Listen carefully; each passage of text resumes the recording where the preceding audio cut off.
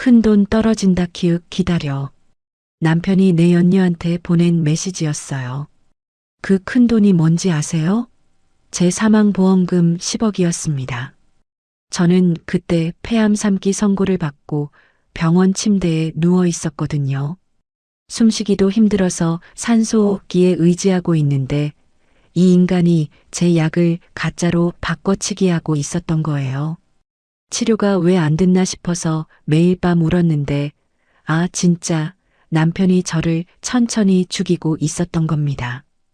그날의 이야기 들려드릴게요. 저는 37년을 살면서 병원이라곤 감기약 처방받으러 가본 게 전부였어요. 그런데 2달째 마른 기침이 멈추질 않고 등 뒤쪽으로 묵직한 통증이 퍼지기 시작했죠. 하진아, 너 요즘 기침 너무 심해. 나 듣기만 해도 무서워. 민지가 조제실에서 약을 분류하다 말고 저를 돌아봤어요. 그냥 환절기잖아. 괜찮아. 괜찮긴.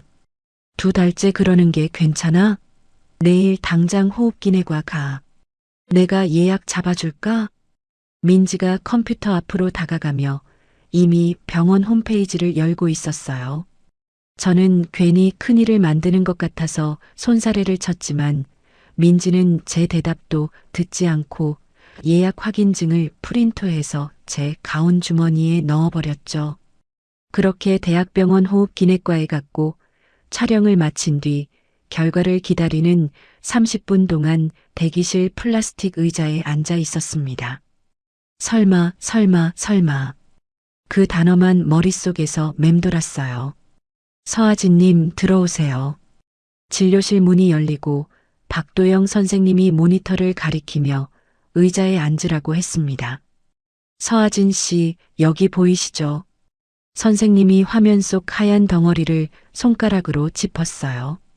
폐 오른쪽 위에 4.7cm 크기의 종양이 있고요. 주변으로 번진 게 확인됩니다. 3기 A단계입니다. 저는 선생님의 입술이 움직이는 걸 보면서도 소리가 들리지 않았어요. 귀가 멍해지고 진료실 전체가 물속에 잠긴 것처럼 멀어졌죠. 선생님이 수첩에 뭔가를 적어 제 앞에 밀어주셨는데 거기 적힌 3기라는 글자를 보고서야 이게 현실이라는 걸 깨달았습니다. 진료실을 나온 저는 로비 한쪽 벤치에 주저앉아 준혁에게 전화를 걸었어요. 신호가 1번, 2번, 3번, 6번이 울리도록 준혁은 받지 않았습니다. 택시를 타고 집으로 돌아오는 길, 창밖으로 스치는 가로등 불빛을 바라보며 생각했어요. 10년 결혼 생활 동안 제가 아플 때 준혁이 먼저 알아챈 적이 한 번도 없었다는 거요. 텅 빈 아파트에 도착했습니다. 준혁에게 직접 말하려고 서재로 들어가 일정을 확인하려는데 책상 서랍 안쪽에 노란 서류 봉투 3개가 꽂혀 있었어요. 저는 별 생각 없이 봉투를 꺼내 열었습니다. 서류가 쏟아졌어요. 제 이름으로 된 사망보험 증서 3통, 수익자란에는 3건 모두 최준혁이라고 찍혀 있었죠. 합산 금액 10억 2천만 원. 손이 떨렸어요. 저는 약사로 12년을 일하면서 제 명의 보험은 실비 하나뿐이라는 걸 정확히 알고 있었거든요.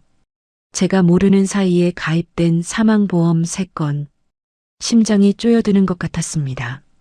서류 하단에 적힌 설계사 연락처, 윤세라라는 이름을 사진으로 찍어 저장하고 서랍을 원래대로 돌려놓았어요. 그날 밤 11시쯤 준혁이 술 냄새를 풍기며 현관문을 열었습니다. 왜 이렇게 늦었어? 아, 거래처 사람들이랑 한잔했어. 너 괜찮아? 얼굴이 안 좋은데. 저는 소파에 앉은 채 준혁을 올려다봤어요. 나 오늘 병원 갔거든. 병원? 왜? 폐암이래. 3기. 준혁의 표정이 굳었습니다. 넥타이를 풀던 손이 멈추고 눈이 한번 크게 떨렸어요.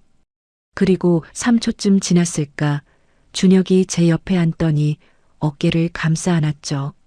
최선의 치료받자. 돈은 내가 다 알아볼게. 걱정하지 마. 따뜻한 말이었어요. 그런데 저는 그 품 안에서 등골이 서늘해지는 걸 느꼈습니다. 서랍 속 보험 증서가 자꾸 눈앞에 아른거렸거든요. 그래도 아직은 설마 이 사람이 라는 마지막 믿음을 놓지 못했어요. 다음 날 아침 준혁이 출근하면서 태블릿을 소파 위에 두고 갔습니다. 잠금이 풀린 채로요. 저는 한참을 망설이다 화면을 켰어요. 메신저 앱을 열었을 때 세라라는 이름 옆에 하트가 붙은 대화방이 맨 위에 떠 있었습니다. 손가락이 떨렸지만 눌렀어요. 곧 큰돈 떨어진다 키읔 기다려.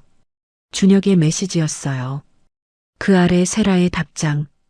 약을 좀 바꿔놓으면 더 빨리 되지 않아? 그리고 둘이 어딘가 풀빌라에서 찍은 셀카가 줄줄이 올라와 있었죠. 화면이 흐려질 만큼 손이 떨렸습니다. 하지만 저는 울기 전에 손이 먼저 움직였어요. 12년간 조제 실수 한 번 없이 일해온 습관이 감정보다 빨랐거든요. 대화 내용을 처음부터 끝까지 스크롤하며 한 장씩 사진을 찍었습니다. 수면제 성분 바꾸는 건 내가 아는 사람한테 부탁할까? 아니야, 걔 약국에 있는 거 빼돌리면 돼. 이 대화를 별도 폴더에 저장했어요. 태블릿을 원래 자리에 돌려놓고 욕실 문을 잠그고 바닥에 주저앉았습니다. 울음이 터졌어요. 소리 없이 온몸이 떨리도록. 암 때문이 아니었어요. 10년을 함께한 사람이 제 죽음의 값을 매겼다는 사실 때문이었습니다.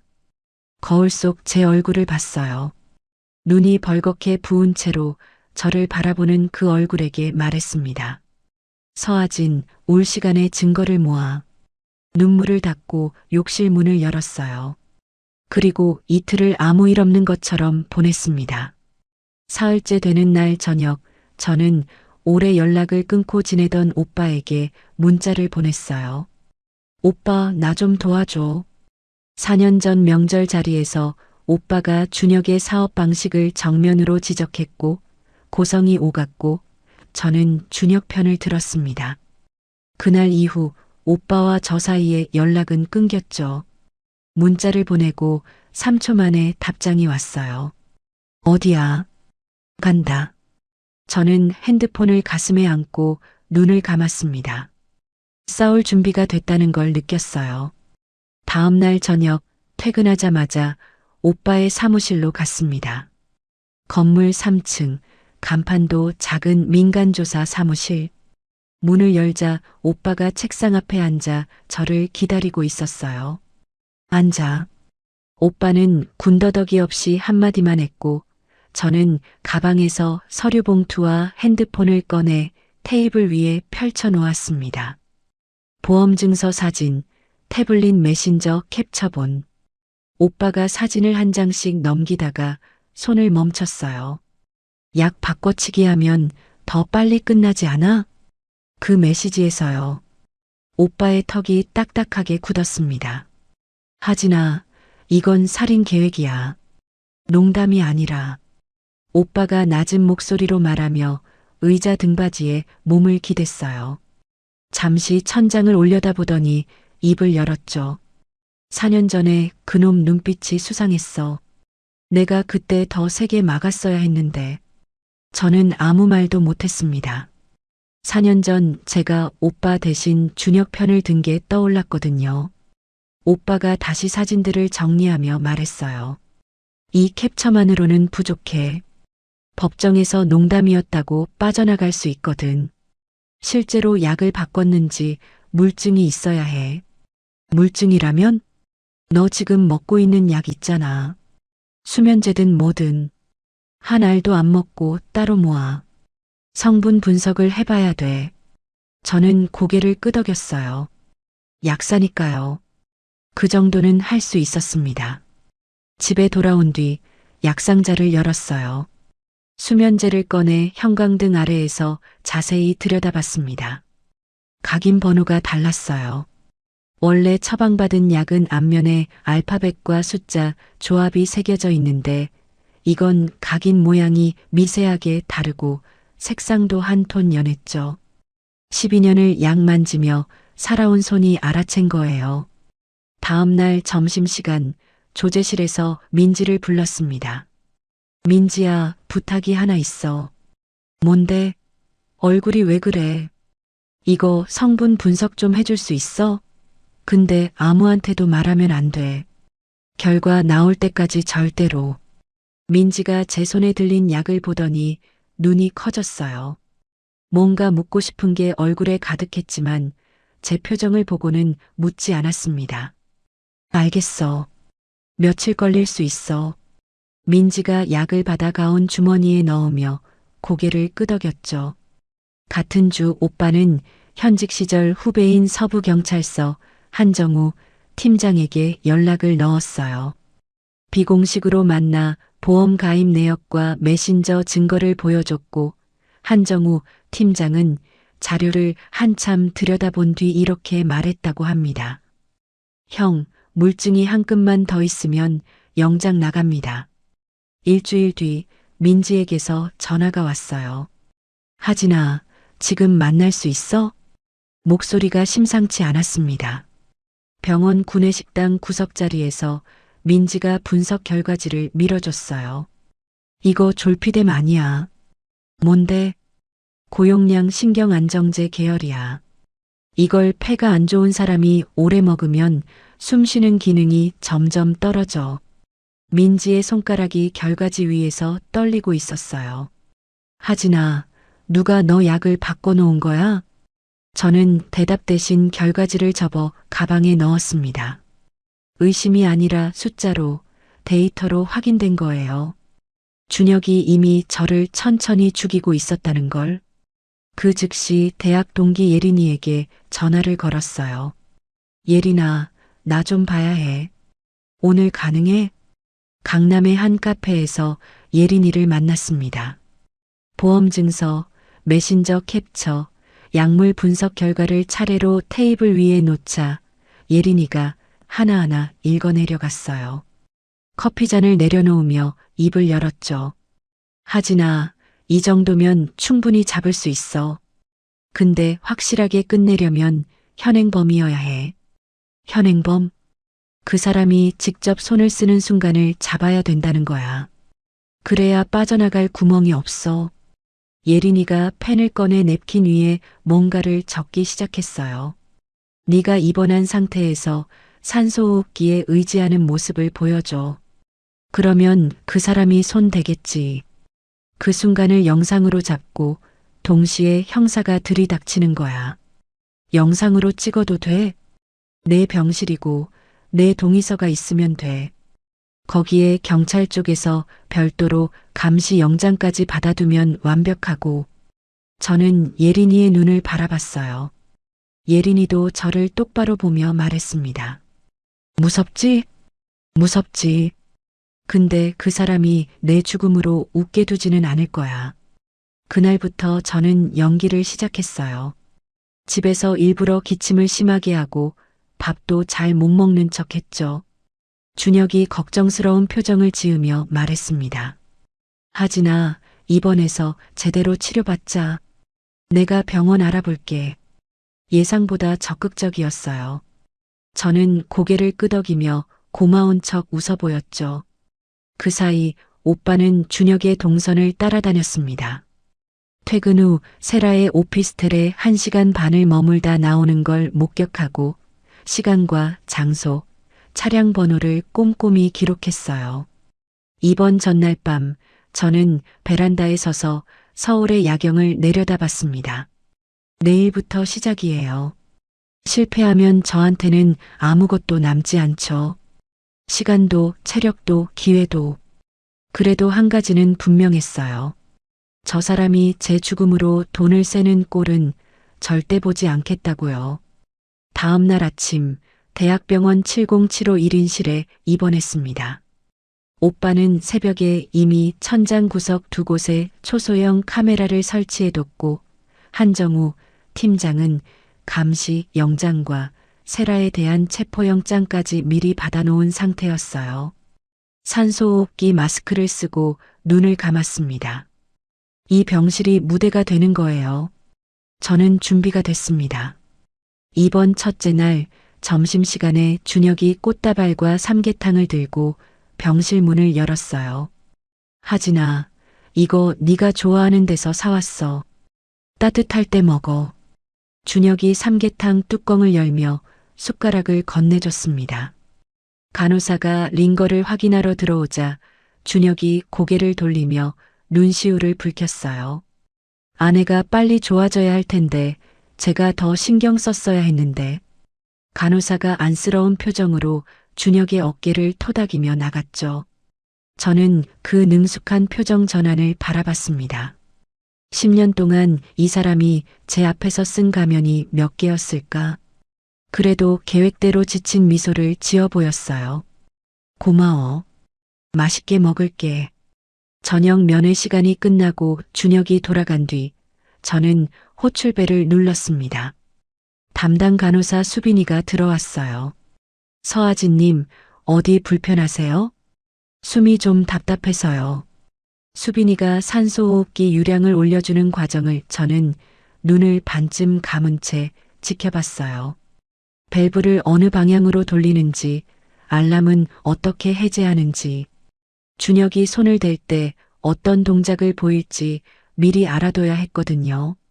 이번 이틀째 오빠가 과일 바구니를 들고 면회를 왔습니다. 겉으로는 평범한 병문안이었지만 오빠는 천장 구석의 카메라 작동 상태를 눈으로 확인하고 있었어요. 복도를 나서며 비상계단 쪽도 한번 훑어봤죠. 형사들이 대기할 자리를 점검하는 거였습니다.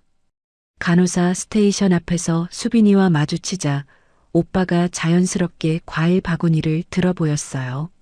누나 병문안 왔습니다. 수빈이가 웃으며 고개를 끄덕이고 지나갔죠. 같은 날 저녁 예린이가 면회 시간에 맞춰 병실에 들어왔습니다. 침대 옆 의자에 앉아 목소리를 낮췄어요. 하진아, 체포 이후 절차를 정리해 줄게. 48시간 안에 구속영장 청구가 들어가고 접견 제한 걸어서 세라랑 따로 조사받게 할 거야. 알겠어. 그리고 중요한 거 하나. 그 사람이 손 떼는 순간에 네가 흔들리면 안 돼. 예린이가 제 손을 잡으며 말했어요. 눈 뜨고 또렷하게 한마디만 해. 그거면 충분해. 한마디? 그 사람 눈을 보고 말해. 네가 깨어있다는 걸 알려주는 거야. 나머지는 오빠랑 형사들이 처리할 테니까. 저는 고개를 끄덕였습니다.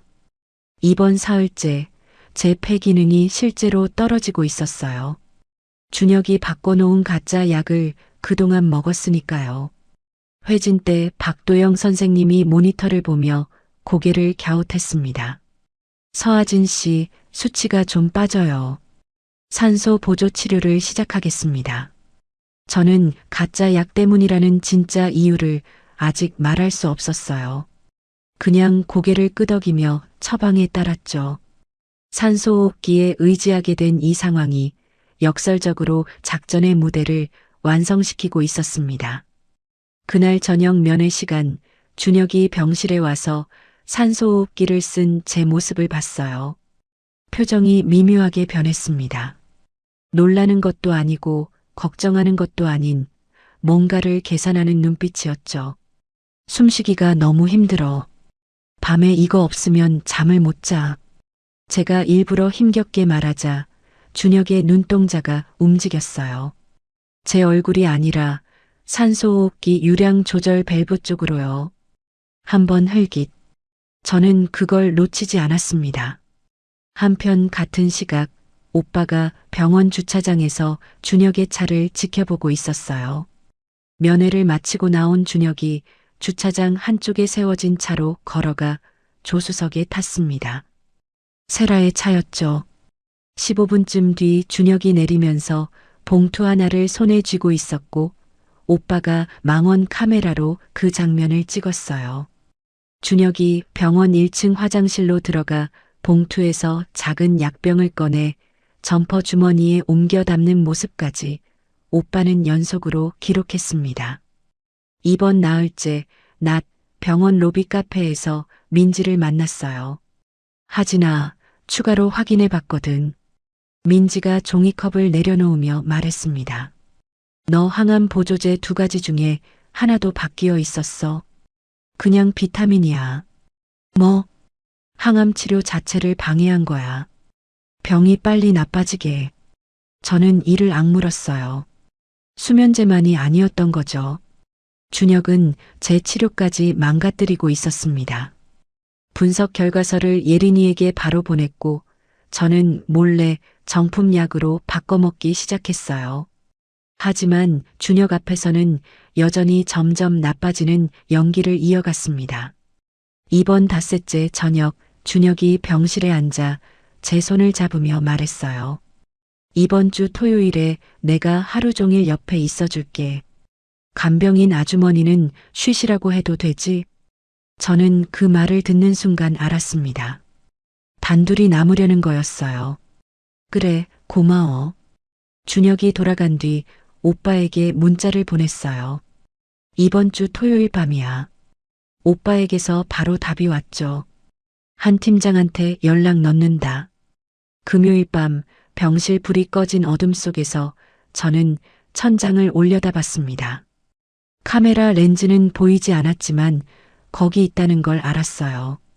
내일 이 자리에서 준혁이 제 산소호흡기에 손을 대는 걸 눈 뜨고 봐야 합니다. 온몸이 떨렸어요. 하지만 이건 공포가 아니라 각오라고 저는 스스로에게 말하며 강제로 눈을 감았습니다. 토요일 아침 9시 간병인 아주머니가 병실에 들어왔어요. 저는 침대에서 몸을 일으키며 말했습니다.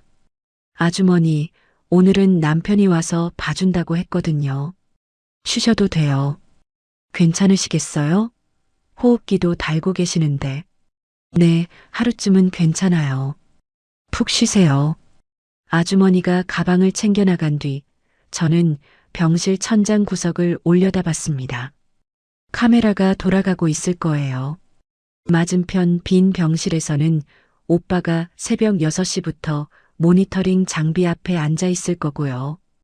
비상계단 쪽에는 한정우 팀장과 형사 2명이 사복 차림으로 대기하고 있을 겁니다. 심호흡을 했어요. 오늘이에요. 오전 11시 준혁이 병실 문을 열었습니다. 비닐봉지에 과일을 담아왔더군요. 일찍 왔네. 응, 사과 깎아줄게. 많이 먹어야 기운나지. 준혁이 보호자용 소파에 앉아 사과를 깎기 시작했어요. 칼이 사과 껍질을 벗기는 소리가 조용한 병실에 울렸습니다. 저는 일부러 기침을 크게 했어요. 1번, 2번, 3번. 기침이 멈추지 않는 척 산소 마스크를 움켜쥐고 숨을 몰아쉬었죠. 괜찮아? 물 줄까? 아니야, 좀만 있으면 괜찮아져. 준혁이 사과 접시를 내려놓고 제 등을 쓸어줬습니다. 따뜻한 손이었어요. 이 손이 오늘 밤 제 산소호흡기를 끄려 한다는 게 아직도 믿기지 않았죠. 좀 자. 내가 옆에 있을게. 준혁이 소파에 다시 앉으며 핸드폰을 꺼냈어요. 저는 눈을 감은 척 준혁을 살폈습니다.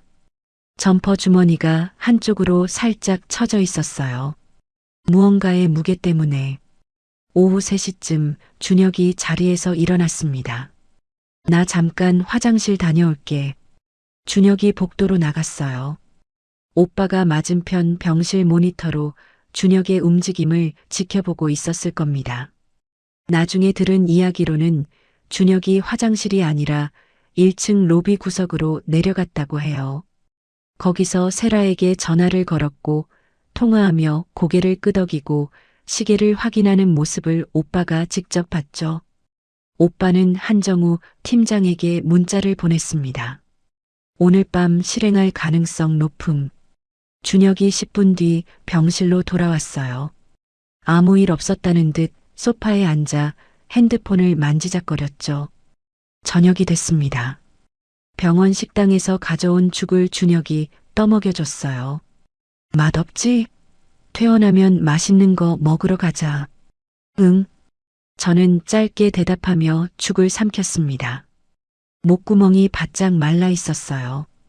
밤 8시 면회 시간이 끝났다는 안내방송이 울렸지만 준혁은 보호자 자격으로 병실에 나왔습니다. 간호사가 마지막으로 들어와 링거를 확인하고 약을 두고 갔어요. 수면제 드시고 푹 주무세요. 수빈이가 나간 뒤 준혁이 약을 집어 제 앞에 내밀었습니다. 자, 먹어. 저는 약을 입에 넣는 척하고 혀 밑에 숨겼어요. 물을 마시는 동안 슬쩍 손으로 가려 약을 베개 밑에 밀어 넣었죠. 그리고 눈을 감았습니다. 10분이 지나고 20분이 지났어요. 저는 잠든 사람의 호흡을 흉내냈습니다. 깊고 느리게 규칙적으로. 병동이 점점 조용해졌어요. 간호사들의 발소리가 멀어지고 복도의 불빛이 어두워지는 게 눈꺼풀 너머로 느껴졌죠. 밤 10시 15분. 간호사가 마지막 라운딩을 마치고 스테이션으로 돌아간 시각이었어요. 준혁이 소파에서 일어나는 소리가 들렸습니다. 스르륵, 슬리퍼가 바닥을 끄는 소리. 먼저 병실 문 쪽으로 갔어요. 찰칵. 안쪽에서 문을 걸어 잠그는 소리. 심장이 미친 듯이 뛰었습니다. 하지만 눈을 뜨면 안 돼요. 아직은. 준혁의 발소리가 다시 제 침대 쪽으로 다가왔어요. 점퍼 천이 바스락거리는 소리가 났고 뭔가 작은 물건을 꺼내 링거 라인 근처에 놓는 소리가 들렸습니다. 약병이겠죠. 세라한테 받은 그것.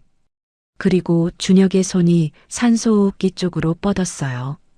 유량 조절 밸브가 돌아가는 소리. 찰칵. 그 소리가 제 심장 박동보다 크게 울렸습니다. 침대 옆 모니터에서 숫자가 떨어지기 시작했어요. 95, 91, 88. 산소가 줄어드니까 실제로 숨이 얕아졌습니다. 가슴이 답답해지고 머리가 어지러웠어요. 지금이에요. 저는 눈을 떴습니다. 준혁의 얼굴이 바로 위에 있었어요. 어두운 병실 안에서 모니터의 푸른 빛을 받은 준혁의 얼굴. 그 눈이 제 눈과 마주쳤죠. 여보, 거기 손 치워. 또렷하게 말했습니다. 준혁의 몸이 굳었어요. 유령을 본 사람처럼 눈이 커지고 입이 반쯤 벌어졌죠. 더듬거리며 손을 뗐습니다. 하지나 이게 아니라 내가 그냥. 준혁의 목소리가 떨리고 있었어요. 저는 한마디도 더 하지 않았습니다. 그냥 준혁의 눈을 똑바로 올려다봤어요. 1분. 딱 1분이 지났을 때 복도에서 발소리가 쏟아졌습니다. 오빠가 맞은편 병실에서 뛰쳐나왔고 병실 문이 벌컥 열렸어요. 한정우 팀장과 형사 2명이 진입했습니다. 최준혁 씨. 한정우 팀장이 준혁의 어깨를 잡으며 말했어요. 살인미수 현행범으로 체포합니다. 변호인을 선임할 권리가 있고 진술을 거부할 수 있습니다. 고요한 병실에 그 말이 울려 퍼졌죠. 준혁의 무릎이 풀렸어요. 침대 옆 바닥에 주저앉으며 고개를 절레절레 저었습니다. 아니야, 이거 오해야. 하진아, 나 진짜 그런 거 아니야. 저를 돌아보며 외쳤지만 저는 한마디도 하지 않았어요. 준혁의 눈을 5초간 바라봤습니다. 그 안에 공포와 당혹과 분노가 뒤섞여 있었죠. 저는 시선을 창밖으로 돌렸어요. 형사가 준혁의 양손목에 수갑을 채웠습니다. 눈을 뜬 지 5분이 채 되지 않았어요. 다른 형사가 점퍼 주머니에서 약병을 꺼내 증거 봉투에 넣고 산소호흡기 밸브에서 지문을 채취했죠. 하진아, 제발 나 좀 봐. 준혁이 수갑 찬 채로 소리쳤지만 저는 창밖만 바라봤습니다. 서울의 야경이 흐릿하게 번져 보였어요. 형사들이 준혁을 병실 밖으로 끌고 나갔습니다. 복도에서 준혁의 목소리가 점점 멀어졌어요. 한정우 팀장이 잠시 뒤 병실로 다시 들어와 말했습니다. 공모자 윤세라에 대해서도 지금 체포영장을 동시에 집행하고 있습니다. 40분 뒤 세라가 자기 집에서 체포됐다는 연락이 왔어요. 형사들이 모두 빠져나간 건 새벽 1시였습니다. 병실에는 저와 오빠만 남았어요. 오빠가 침대 옆 의자에 앉아 아무 말 없이 저를 바라보다가 입을 열었죠. 잘했어, 하진아. 그 한마디에 참고 있던 게 터졌습니다. 저는 오빠의 팔에 이마를 묻고 울었어요. 소리 없이 한참을. 오빠는 아무 말도 하지 않고 제 등을 두드려줬습니다. 그 눈물은 무서워서도 슬퍼서도 아니었어요. 살아남았다는 것. 그리고 이제부터가 진짜 싸움이라는 것. 그 경계선 위에 선 사람의 눈물이었습니다. 체포 이틀 뒤 월요일 아침 예린이가 병실 문을 열고 들어왔어요. 커피 2잔을 들고 있었는데 표정이 밝았습니다. 구속영장 나왔어. 도망 우려랑 증거인멸 우려 다 인정됐거든. 그래. 응. 일단 그 사람은 당분간 못 나와. 예린이가 커피 한 잔을 침대 옆 탁자에 놓으며 의자를 끌어앉았어요. 하진아, 이제 너는 치료에만 집중해도 돼. 저는 처음으로 어깨에 힘이 빠지는 걸 느꼈습니다. 그런데 예린이 표정이 다시 굳어졌어요. 근데 하나 미리 말해둘 게 있어. 뭔데? 그 사람 측 변호사가 이미 붙었거든. 조태식이라고 꽤 이름 있는 사람이야. 그 사람이 주장하려는 게 뭔지 알아? 예린이가 커피를 한 모금 마시며 말했습니다. 네가 함정을 팠다는 거야. 처음부터 경찰이랑 짜고 남편을 유인했으니까 그때 모은 증거는 다 무효라고 밀어붙이려는 거지. 저는 링거줄이 꽂힌 손등을 내려다봤어요. 그게 먹힐 수 있어? 그래서 내가 있는 거잖아. 걱정 마. 절차적으로 빈틈없이 준비해뒀으니까. 예린이가 제 손을 한번 꾹 잡아줬어요. 그날 오후 정품약으로 바꾼 뒤 첫 항암 주사를 맞았습니다. 박도영 선생님이 링거를 연결하면서 조심스럽게 말했어요. 서하진 씨, 약 반응이 지금이라도 제대로 나타나기 시작하면 희망이 있습니다. 지금이라도. 그 말 안에는 지난 몇 주간 가짜 약을 먹으며 잃어버린 시간의 무게가 들어 있었죠. 저는 이를 악물고 링거줄을 바라봤습니다. 이번엔 진짜 약이 들어가고 있으니까요. 체포 나흘 뒤 병실 문이 노크도 없이 벌컥 열렸어요. 김복순 여사였습니다. 시어머니가 핸드백을 팔에 걸치고 성큼성큼 들어와 침대 앞에 섰죠. 하진아. 목소리가 차가웠어요. 네가 우리 준혁이를 덫에 빠뜨린 거지? 저는 침대에 반쯤 기대앉은 채 시어머니를 올려다봤습니다. 어머니, 무슨 말씀이긴. 이혼하고 돈 받을 생각이면 금액을 불러. 얼마면 되겠어? 김복순 여사가 핸드백에서 봉투를 꺼내 들었어요. 두꺼운 흰 봉투. 저는 그걸 보며 숨을 한번 깊이 들이쉬었습니다. 어머니, 아드님이 제 산소호흡기를 끄려 했어요. 제가 숨 못 쉬게 하려고 밸브를 돌렸다고요. 그게 돈으로 해결될 일인가요? 시선을 피하지 않았어요. 김복순 여사의 입술이 파르르 떨렸습니다. 한 발 물러서더니 봉투를 다시 핸드백에 쑤셔넣고 돌아섰죠. 두고 봐. 우리 준혁이가 이렇게 당하고만 있진 않을 거야. 병실 문이 쾅 닫혔어요. 저는 쥐고 있던 이불자락을 놓으며 손가락을 펴봤습니다.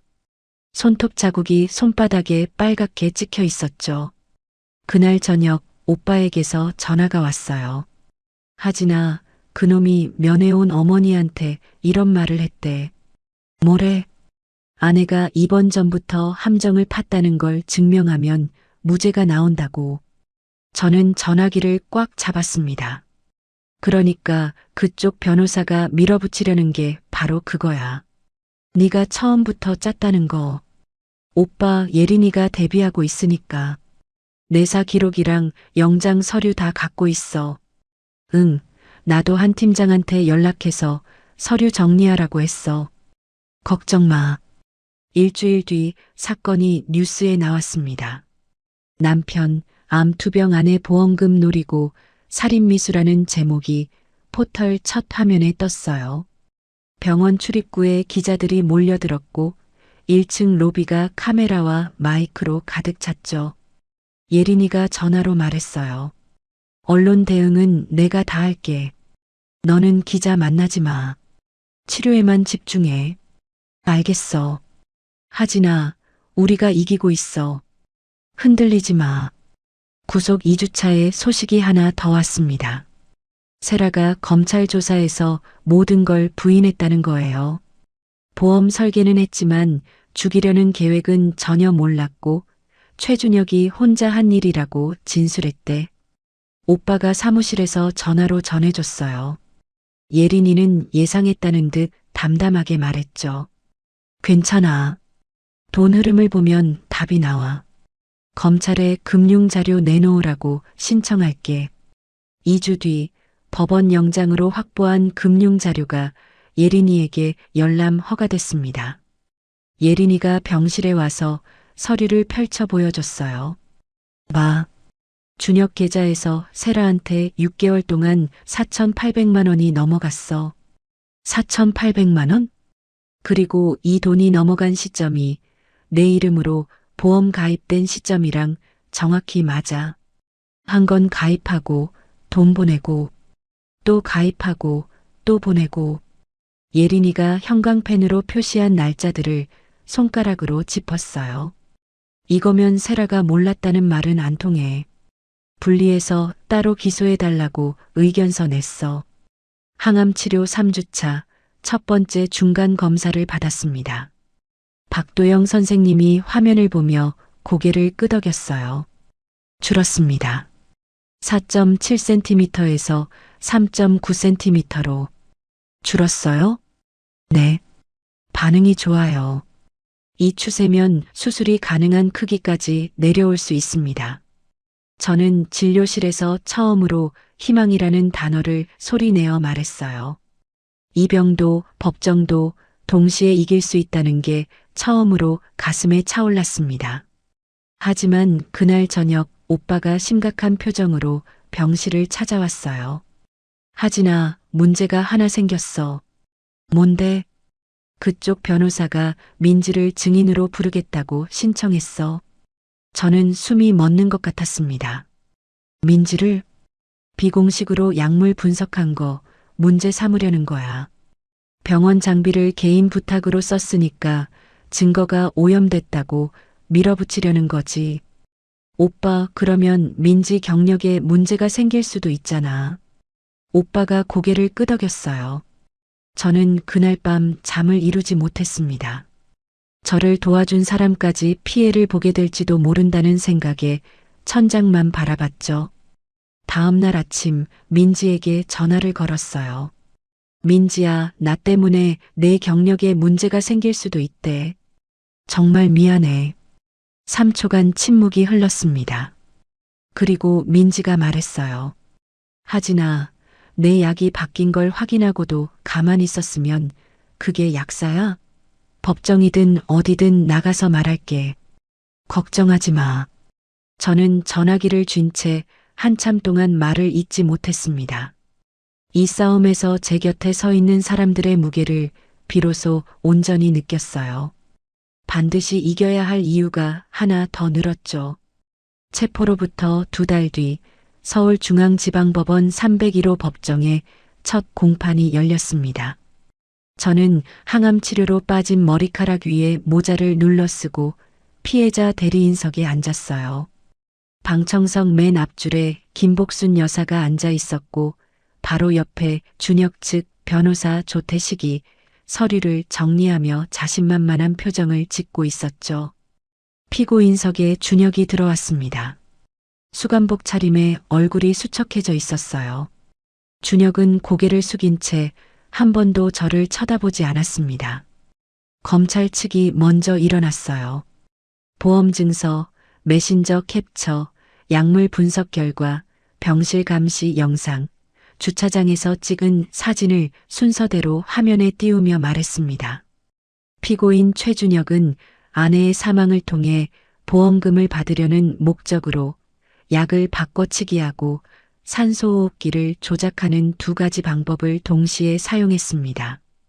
조태식 변호사가 바로 일어섰어요. 목소리가 또렷하고 침착했습니다. 재판장님, 이 사건의 본질은 피해자가 사전에 경찰과 공조하여 피고인을 유인한 함정 수사에 있습니다. 병실 카메라는 누가 설치했습니까? 약물 분석은 공인기관이 한 겁니까? 방청석에서 웅성거림이 일었어요. 저는 손끝이 차가워지는 걸 느끼며 예린이를 봤습니다. 예린이가 작게 고개를 끄덕여줬어요. 괜찮다는 뜻이었죠. 예린이가 의견서를 제출하며 말했습니다. 피해자 본인이 촬영 동의서를 작성했고 수사기관은 별도로 법원에서 감시 영장을 발부받았습니다. 피해자는 자신의 생명이 위협받는 상황에서 수사기관에 협조한 것이며 이는 적법한 절차입니다. 한정우 팀장이 증인으로 출석해 내사 단계부터 영장 발부까지의 과정을 시간순으로 증언했어요. 재판부의 표정이 미세하게 변하는 걸 저는 놓치지 않았습니다. 2차 공판날 민지가 증인석에 섰어요. 조태식 변호사가 다가가며 물었습니다. 증인은 공인된 분석기관 소속이 아닌데 개인적으로 수행한 분석에 증거 능력이 있다고 보십니까? 민지가 허리를 곧게 세우고 대답했어요. 저는 약학 석사 학위를 가지고 있고 12년 경력의 임상약사입니다. 분석에 사용한 장비는 식약처 인증을 받은 기기이고요. 조태식이 끊으려 했지만 민지가 먼저 말을 이었죠. 그리고 제 분석 결과는 이후 국립과학수사연구원이 재분석한 것과 100% 일치했습니다. 법정 분위기가 단숨에 뒤집혔어요. 조태식의 입꼬리가 미세하게 내려가는 걸 봤습니다. 그런데 3차 공판에서 상황이 다시 흔들렸어요. 세라가 증인석에 올랐거든요. 연보라색 원피스를 입고 눈 밑에 그늘이 진 채로 앉았습니다. 눈물을 글썽이며 말했어요. 준혁 씨가 이혼하고 저랑 다시 시작하자고 해서 보험 설계를 도와줬을 뿐이에요. 사람을 해치려는 건 전혀 몰랐어요. 메신저에서 약을 바꿔치기 하자고 한 건 뭡니까? 검찰이 물었어요. 그건 다이어트 보조제 얘기였어요. 제가 먹던 거 효과 없어서 바꾸자는 말이었는데 오해를 받은 거예요. 세라가 눈물을 닦으며 고개를 숙였죠. 방청석 일부에서 동요하는 기색이 보였어요. 예린이가 천천히 일어났습니다. 서류 한 장을 꺼내들며 말했어요. 윤세라 씨, 최준혁 씨 계좌에서 윤세라 씨에게 6개월간 4,800만 원이 이체됐습니다. 이 사실을 아시죠? 세라의 눈이 흔들렸어요. 그건 제가 보험 설계해 드린 수수료로. 수수료요? 예린이가 다른 서류를 들어 올렸습니다. 그리고 이건 보험 가입 직후 윤세라 씨가 최준혁 씨에게 보낸 문자입니다. 3건 다 넣었어. 수익자 내 이름으로 완료라고 써 있네요. 예린이가 세라를 똑바로 바라보며 물었어요. 다이어트 보조제 때문에 4,800만 원을 주고받으신 건가요? 세라의 얼굴이 하얗게 질렸습니다. 법정에 정적이 흘렀죠. 4차 공판 후 재판이 2주간 쉬는 동안 조태식 변호사를 통해 합의 제안이 왔어요. 위자료 5억에 보험금 전액 포기 대신 죄를 좀 가볍게 해달라는 의견서를 내달라는 거였죠. 예린이가 제 눈을 바라보며 물었습니다. 어떻게 할 거야? 저는 5초도 망설이지 않았어요. 일원도 하루에 가명도 없어. 예린이가 고개를 끄덕였습니다. 합의가 결렬되자 김복순 여사가 병원 앞에서 기자들 앞에 나타났어요. 며느리가 아들을 함정에 빠뜨린 거예요. 암에 걸렸다고 동정심이나 사려는 거라고요. 그 발언이 뉴스에 나가면서 인터넷에 제 이름과 병원명이 퍼졌습니다. 악성 댓글이 쏟아졌어요. 보험금 노리고 역으로 물어뜯는 거 아니냐. 진짜 안 맞냐. 남편이 불쌍하다. 항암 주사를 맞으며 핸드폰을 내려다봤습니다. 손이 떨려서 화면을 끄지도 못했어요. 이 싸움이 저를 먼저 죽이겠다는 생각이 처음으로 스쳤습니다. 그 밤 예린이가 병실에 찾아왔어요. 의자에 앉더니 제 손을 잡았습니다. 하진아. 응, 나도 그랬거든.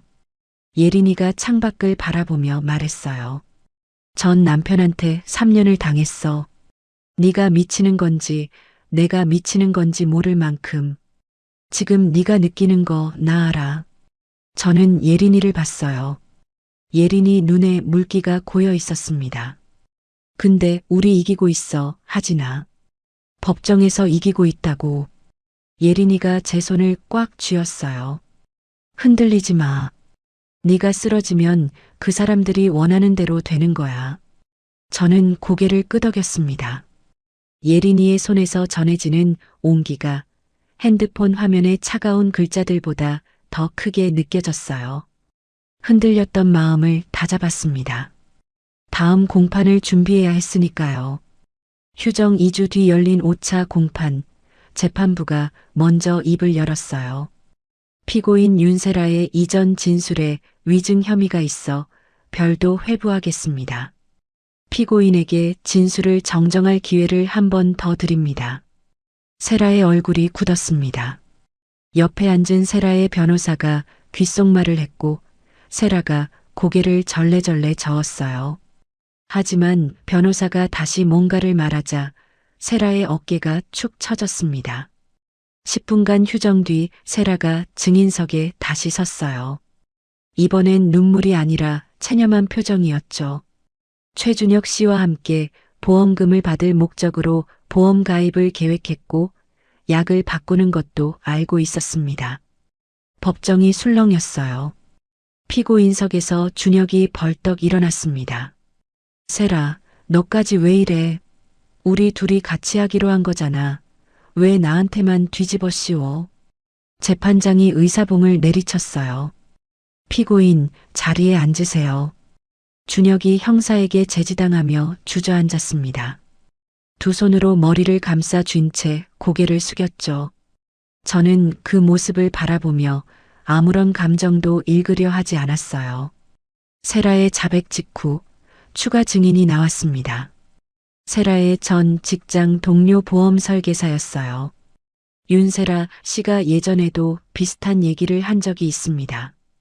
고액 보험을 넣고 돈을 받을 방법을 논의했었어요. 저는 무서워서 거리를 뒀고요.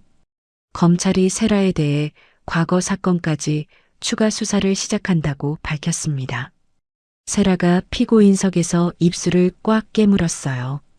6차 공판, 제가 증인석에 섰습니다.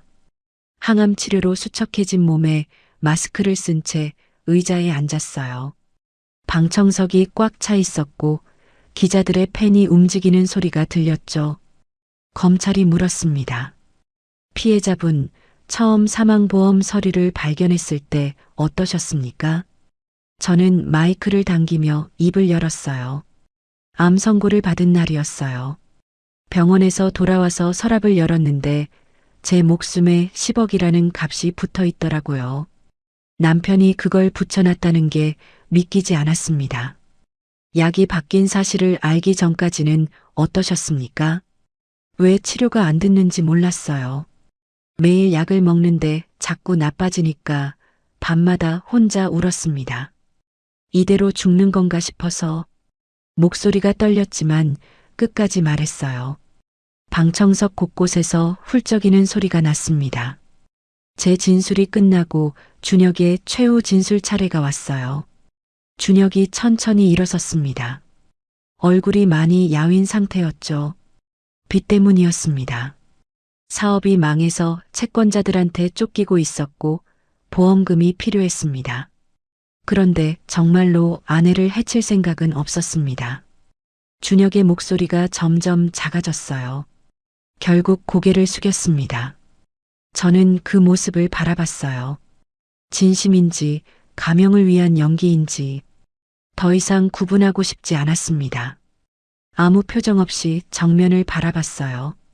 변론이 모두 끝나고 판결 선고일이 2주 뒤로 잡혔습니다. 그 2주 동안 저는 네 번째 항암 주사의 마지막 사이클을 맞았어요. 구토가 심해서 물도 못 넘기는 날이 있었고 머리카락은 이미 거의 남아있지 않았죠. 손발이 저려서 숟가락을 쥐기도 힘들었습니다. 예린이가 매일 저녁 퇴근 후 병실에 들렀어요. 최악의 경우에도 실형은 나와. 문제는 몇 년이냐인데 나는 10년 이상 나올 거라고 봐. 근거는 계획성이 뚜렷하고 오랜 기간 약을 바꿨고 피해자가 암 투병 중인 취약한 상태였잖아. 재판부가 이걸 가볍게 볼 수가 없어. 판결 이틀 전 김복순 여사가 병실을 다시 찾아왔어요. 이번엔 달랐습니다. 문 앞에서 한참을 서 있다가 들어왔고 목소리도 낮았어요. 하진아. 핸드백을 만지작거리며 침대 옆에 섰죠. 제발 선처 의견서 한 장만 써다오. 준혁이가 교도소에 가면 우리 집안이 끝이야. 두 손을 모았어요. 저는 시어머니를 올려다봤습니다. 10년간 명절마다 시어머니 밥상을 차리던 기억이 스쳤어요. 그리고 토요일 밤 산소호흡기 밸브를 돌리던 준혁의 손이 겹쳐졌죠. 어머니, 저도 죽을 뻔했어요. 그 한마디가 전부였습니다. 김복순 여사가 입술을 꾹 다물고 몸을 돌렸어요. 문을 열고 나가면서 어깨가 한번 떨리는 게 보였지만 저는 부르지 않았습니다. 판결 선고일 아침, 저는 휠체어에 앉아 법정에 들어갔어요. 오빠가 휠체어를 밀고 예린이가 옆에 나란히 섰습니다. 방청석에는 기자들과 이 사건을 지켜봐 온 사람들이 자리를 채웠죠. 재판장이 입장했어요. 모두 일어섰다가 앉았습니다. 판결문 낭독이 시작됐어요. 40분이 걸렸습니다. 재판장이 마지막 부분을 읽었죠. 피고인 최준혁, 살인미수 및 보험사기 공모혐의 유죄, 징역 15년을 선고합니다. 전과가 없는 초범이나 범행의 계획성과 장기간에 걸친 약물 교체, 암 투병 중인 피해자의 취약한 상태를 무겁게 참작하였습니다. 법정이 잠시 조용해졌어요. 피고인 윤세라, 살인미수 방조 및 보험사기 공모혐의 유죄, 위증죄를 별도 병합하여 징역 8년을 선고합니다. 준혁은 고개를 떨군 채 미동도 하지 않았어요. 세라가 피고인석에서 울음을 터뜨렸습니다. 방청석에서 박수 소리가 터져 나왔죠. 저는 한동안 아무 감정도 느끼지 못했어요.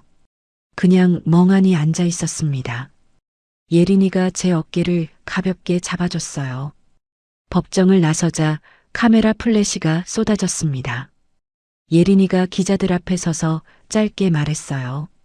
피해자 서아진 씨는 현재 항암 치료 중이며 건강 회복에 집중할 예정입니다. 그 외의 질문에는 답하지 않겠습니다. 오빠가 저를 감싸며 차까지 이동했어요. 차 안에서 오빠가 운전석에서 뒤를 돌아보며 말했습니다. 끝났어, 하진아. 그제야 눈물이 볼 위로 흘러내렸어요. 소리도 없이 멈출 수도 없이 오빠가 아무 말 없이 시동을 걸었고 차가 천천히 출발했습니다. 그날 밤 병실로 돌아와 침대에 앉았어요. 핸드폰으로 판결 기사를 읽다가 댓글 하나에 눈이 멈췄습니다. 하진 씨 꼭 완치되세요. 이름도 모르는 누군가의 짧은 한 줄이었어요. 15년형보다 그 문장이 더 크게 가슴에 와닿았습니다. 저는 링거줄이 꽂힌 손등을 꼭 쥐었어요. 남은 싸움은 하나. 암을 이기는 것. 여기에 모든 힘을 쏟겠다고 다짐했습니다. 판결 이후 2달이 흘렀어요. 5번째 항암 사이클을 마치고 박도영 선생님 앞에 앉았습니다. 처음 3기 선고를 받던 날과 같은 진료실, 같은 의자였죠. 선생님이 모니터 화면을 돌려 보여줬어요. 종양이 2.1cm까지 줄었습니다. 수술 가능한 크기예요. 수술이 가능하다고요? 네. 다음 주에 일정 잡겠습니다. 저는 두 손을 무릎 위에 꼭 모았어요. 심장이 뛰는 게 그날과는 전혀 달랐습니다. 그날은 세상이 무너지는 소리였는데 오늘은 뭔가 열리는 소리였어요. 수술 전날 민지가 병실에 왔습니다. 제 손을 두 손으로 감싸주며 말했어요. 수술 끝나면 내가 떡볶이 사올게. 네가 좋아하는 거, 치즈 올린 거. 민지야, 떡볶이는 퇴원하고 같이 먹자. 그래, 약속이다. 민지가 웃었어요. 눈가에 주름이 잡히는 그 웃음이 참 따뜻했습니다. 예린이는 전화로 말했어요. 하진아, 나 재판 끝나고 밀린 사건 때문에 바로 못 가는데 수술 끝나면 달려갈게. 괜찮아. 바쁜 거 알아. 무슨 소리야. 끝나자마자 간다니까. 기다려. 오빠는 말없이 복숭아 한 박스를 들고 왔어요. 병실 탁자에 놓고 복숭아 하나를 깎아 접시에 담아줬습니다. 많이 먹어. 내일 힘 있어야지. 오빠 고마워. 먹기나 해. 오빠가 퉁명스럽게 말하고 창밖을 봤어요. 귀끝이 빨개져 있었죠. 암 선고 전에는 당연하게 여겼던 사람들이었어요. 지금의 저를 지탱하고 있는 게 이 사람들이라는 걸 그때는 몰랐습니다. 수술은 4시간 30분이 걸렸어요. 전신마취에서 깨어나니 중환자실 천장의 형광등이 흐릿하게 보였습니다. 목이 말랐고 온몸이 무거웠어요. 하지만 분명했죠. 살아있다. 그 두 글자를 속으로 반복했어요. 옆에서 누군가 제 손을 잡고 있었습니다. 고개를 돌리니 오빠였어요. 입술을 꽉 다물고 굳은 표정으로 앉아 있다가 제 눈과 마주치자 얼굴이 무너지듯 일그러졌죠. 오빠, 나 괜찮아. 갈라진 목소리로 말했더니 오빠가 고개를 돌렸어요. 한 손으로 눈을 훔치는 게 보였습니다. 알았어. 알았으니까 말하지 마. 목 아프잖아. 며칠 뒤 박도영 선생님이 회진을 왔어요. 병리 검사 결과가 나왔습니다. 저는 침대에 반쯤 몸을 일으키며 선생님을 바라봤어요. 잘라낸 조직 경계면에서 암세포가 발견되지 않았습니다. 완전히 제거된 겁니다. 완전히요? 네. 현재로서는 최상의 결과입니다. 다만 재발을 막기 위해 보조 항암이 필요하긴 합니다. 할 수 있어요. 더 싸울 수 있습니다. 제 목소리가 반년 전과는 다르게 단단해져 있었어요. 선생님이 작게 미소 지으며 고개를 끄덕였습니다. 보조 항암 치료 3개월 동안 저는 통원 치료로 전환했어요. 오빠네 집 근처에 작은 원룸을 얻어 퇴원했고 3주 간격으로 병원에 다녔습니다. 여름이 끝나고 가을이 왔고 가을이 지나 겨울이 됐어요. 바뀌는 계절을 두 발로 걸으며 지나치는 것 자체가 기적 같은 일상이었죠. 통원 치료 중에 이혼 소송도 진행했어요. 준혁이 수감 중이라 절차는 비교적 간단했습니다. 예린이가 대리인으로 재판에 나가줬고 저는 병원 대기실에서 결과를 기다렸어요. 이혼이 확정된 날 가족관계 증명서를 받았습니다. 배우자란이 빈칸이었어요. 그 서류를 한참 들여다봤습니다. 10년의 무게를 조용히 내려놓았어요. 이혼 확정 직후 예린이와 카페에서 마주 앉았습니다. 예린아, 고마워. 예린이가 커피잔을 내려놓으며 말했어요. 나도 내 사건 맡으면서 4년 전 내가 못했던 싸움을 같이 한 거야. 무슨 소리야. 네가 없었으면 나 어떻게 했겠어. 그러니까 우리 둘 다 잘한 거지. 더 이상 말이 필요 없었어요. 둘이 창밖을 바라보다가 동시에 웃었습니다. 이긴 사람의 웃음이 아니라 살아남은 사람들끼리 나누는 안도의 웃음이었어요. 보조 항암까지 모두 끝나고 최종 검사를 받았습니다. 박도영 선생님이 화면을 한참 들여다보다 저를 향해 돌아앉았어요. 서아진 씨, 현재 활성 암세포가 보이지 않습니다. 앞으로 정기 검진을 이어가야 하지만 지금으로서는 최상의 결과입니다. 저는 두 손으로 얼굴을 감쌌어요. 울음이 터져서 한참을 멈출 수가 없었습니다. 선생님이 조용히 티슈를 건네주며 말했어요. 서아진 씨, 수고 많으셨습니다. 그 한마디가 어떤 판결문보다 깊이 가슴에 새겨졌어요. 15년형을 선고받던 그 법정보다 이 진료실에서의 한마디가 더 크게 울렸습니다. 최종 검사 결과를 받은 다음 날 이른 새벽 잠을 이룰 수가 없었어요. 침대에서 일어나 병원 옥상으로 올라갔습니다. 겨울 새벽의 찬 공기가 폐를 채웠어요. 서울의 건물들 사이로 첫 햇살이 떠오르고 있었죠. 난간에 기대서서 점점 밝아지는 하늘을 올려다봤습니다. 1년 전 이 병원 로비에서 진단서를 쥐고 주저앉던 제가 떠올랐어요. 서랍 속 보험 증서를 발견하고 손이 떨리던 제가 병실에서 눈을 뜨며 여보, 거기 손 치워라고 말하던 제가 법정에서 휠체어에 앉아 판결을 듣던 제가 모두 지금 이 자리에 서기 위해 버텨온 거였습니다. 주머니에서 수첩을 꺼냈어요. 1년 전 박도영 선생님이 3기라고 적어주던 바로 그 수첩이었죠. 마지막 페이지를 펼쳤습니다. 오늘 날짜를 쓰고 그 옆에 또박또박 적었어요. 완치. 수첩을 덮고 옥상 문을 열었습니다. 햇살이 가득한 계단이 아래로 이어져 있었어요. 저는 한 걸음을 내디뎠습니다. 여기까지가 하진 씨의 사연이었습니다. 하진 씨는 암도 이기고 자기를 죽이려 했던 남편도 법의 심판을 받게 했습니다. 징역 15년, 내연녀는 8년. 참 불행 중 다행이라고 해야 할까요? 살다 보면 가장 가까운 사람이 가장 잔인할 수 있다는 거 참 무섭죠. 10년 동안 남편 편을 들며 오빠도 밀어냈고 참고 맞추는 게 사랑인 줄 알았던 그 사람이 가장 잔인한 사람이었네요. 하지만 하진 씨도 깨달은 게 있을 거예요. 그렇게 한 걸음 한 걸음 내딛다 보면 꼭 좋은 날이 올 겁니다. 시청자 여러분, 오늘 사연이 시원하셨다면 구독과 좋아요 꼭 눌러주시고요.